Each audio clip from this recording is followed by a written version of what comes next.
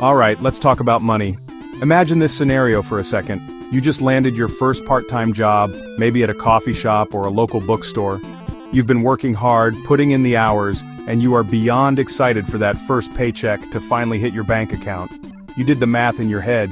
You worked 20 hours and your pay is $20 an hour. That should be a cool $400, right? You're already dreaming about what you're going to do with that cash. Maybe it's a new video game, a fancy dinner out with friends, or maybe you're being responsible and putting it straight into your savings account. The day finally comes. You eagerly tear open the pay stub or check your direct deposit notification on your phone.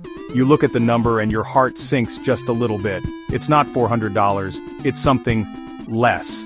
In this case, maybe it's closer to $320. You feel a mix of confusion and maybe even a little bit of disappointment. Where did the other $80 go? Did your boss make a mistake? Did they shortchange you on your hours? It's a moment almost everyone experiences, and it's your very first lesson in one of the most fundamental concepts of personal finance. This common experience is the perfect introduction to the world of gross versus net income. It's not a mistake, and your employer didn't trick you. That missing money went to some very important places, even if it feels painful to see it disappear before it ever touches your hands. Understanding this difference is not just some boring accounting term. It is the absolute bedrock of managing your money effectively. Without knowing where that cash is going, you can't create a realistic budget, you can't set achievable savings goals, and you certainly can't plan for your financial future. So, let's smash the like button for financial clarity and break this down together, step by step. We're going to demystify that paycheck and turn that initial confusion into financial confidence. By the end of this, you'll be able to look at any pay stub and know exactly what's happening with your hard-earned money. You'll see two key numbers, one big impressive number and one smaller, more realistic number. Let's call them the before and after of your income, and figure out exactly what they mean for your wallet. Let's start with the big, happy number you see at the very top of your pay stub. This is your gross income. Think of it as the total headline amount of money you earned before anyone takes a single penny out. It's the number that companies often use in job offers to sound as attractive as possible. So, in our earlier example where you worked 20 hours at a rate of $20 per hour, your gross income for that pay period is a straightforward calculation. 20 hours multiplied by $20 equals $400. This is your starting point, the full compensation for your time and effort.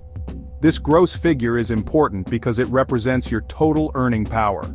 It's the number that lenders might look at when you apply for a car loan or a mortgage down the road, as it shows your overall capacity to earn. It's also the base number from which all your taxes and other deductions are calculated. So while it's not the amount you can actually spend, it's a critical piece of the financial puzzle. It's the before picture of your earnings, full of potential and promise, before the realities of the real world set in and take their share. It's crucial not to get too attached to this number. I see it all the time. People get a job offer for, say, $60,000 a year. They immediately divide that by 12 and think they'll have $5,000 a month to spend. They start planning their life around that $5,000 figure, creating a budget that is doomed to fail from the very beginning. This is a classic financial mistake that can lead to overspending and debt. Your gross income is a vanity metric. It looks good, but it's not what you live on. It is the sticker price of your salary, not the out-the-door price. So whenever you think about your income, whether it's hourly, weekly, or yearly, always remember that the gross amount is just the starting line. It's the raw figure, unrefined and untouched. It doesn't account for your obligations as a citizen or an employee. It's like announcing you're going to bake a cake and showing everyone the flour, sugar, and eggs. You have all the ingredients, but you haven't actually made the cake you can eat yet. The next step in the process is seeing what gets taken out of that initial pot. Now we get to the most important number for your day-to-day life, your net income. This is often called your take-home pay, and for a very good reason. It's the actual amount of money that is deposited into your bank account.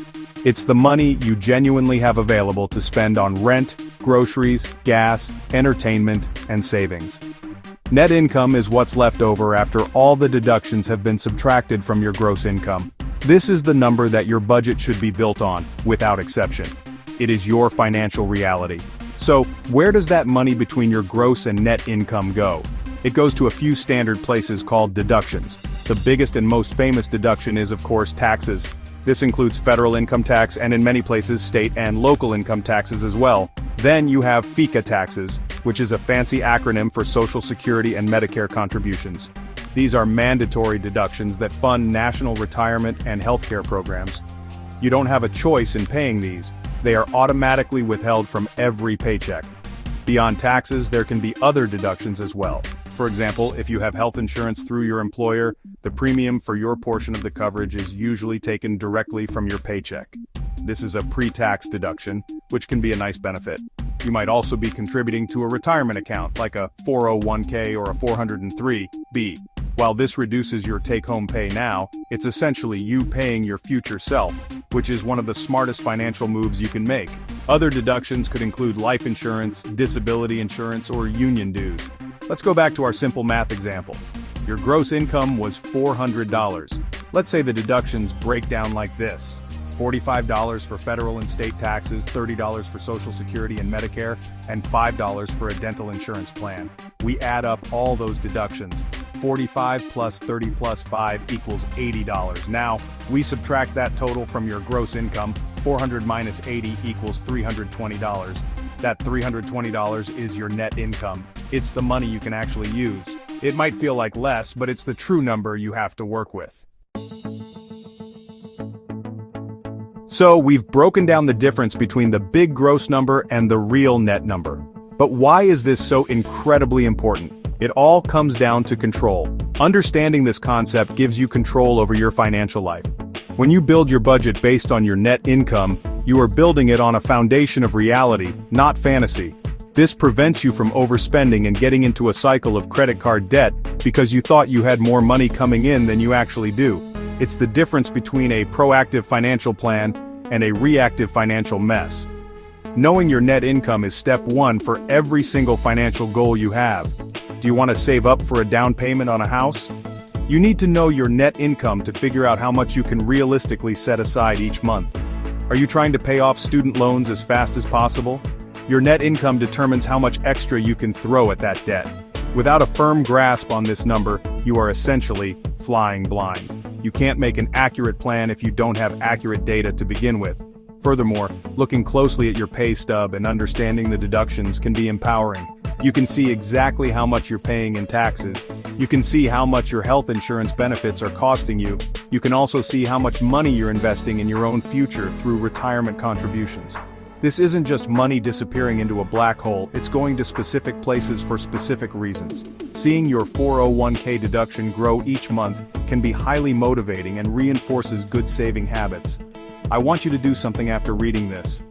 Find your most recent pay stub, whether it's a physical paper or a digital file online, and take a good long look at it. Find the gross pay, find the net pay. Then look at the list of deductions in between and identify every single one.